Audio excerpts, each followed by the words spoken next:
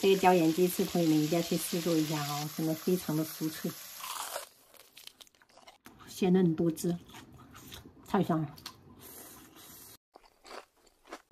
买的是这种冰鮮的雞翅哈，這種吃起來會比較好吃，然後28塊錢一斤，泡了1個小時的血水了，我們給它淘洗一下。洗好過後，我們在裡面這些哈肉比較多的，給它劃一下花刀，這樣會比較入味。我們去外面吃飯是很少會點這種炸雞翅的，因為自己在家做的話很省事又方便，而且做出來也不比外面的差。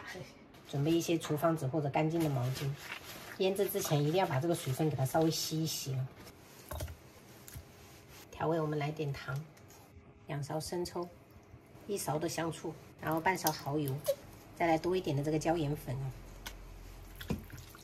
這種醃製時間要稍微長一點點哈，這樣會比較入味。所以說一次性可以多醃製一點，然後放冰箱，想吃的時候煎一煎就很快。現在天氣比較冷，所以我不需要放冰箱醃製哈，至少給它醃製個1個小時。醃製過後，我們就準備一些這種閩南的地瓜粉，我是準備的這種粗顆粒的啊，它這種粘性會比較高，然後給它充分抓一抓，抓匀。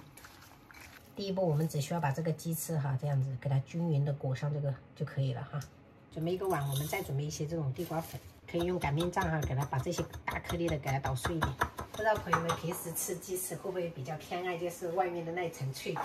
反正我是覺得裹厚一點會更好吃一點，感覺比裡面的肉還香。直接把這個雞翅哈兩面給它沾上這個油溫4成熱，我們就可以下入雞翅了哈，保持中小火炸。等它一面定型了过后，我們再翻哈。差不多煎了6、7分鐘哈，這個雞翅就熟了。我特別喜歡吃表面的這個脆殼，真的特別香。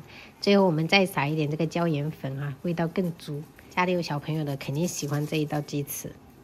今天中午吃腐竹羊肉煲，雞蛋炒火腿腸，酸菜石斑魚湯加了一根玉米，還有椒鹽雞翅，開吃。和上次一樣。好吃嗎？嗯。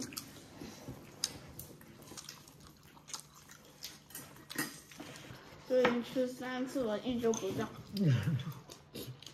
外婆50幾歲，30幾呀。外婆50幾。舅舅30幾。對。跟爸爸和媽媽一樣。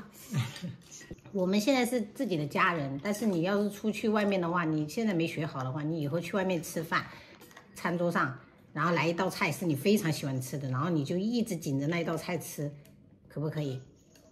对吧？那道菜吃完了，別人都沒得吃了。是啊，要顧及一下就餐桌上的人。吃點香腸，抵下飯。嗯，好不好？嗯。喜歡吃，媽媽下次再做啊，又不是說這一頓吃完就沒了。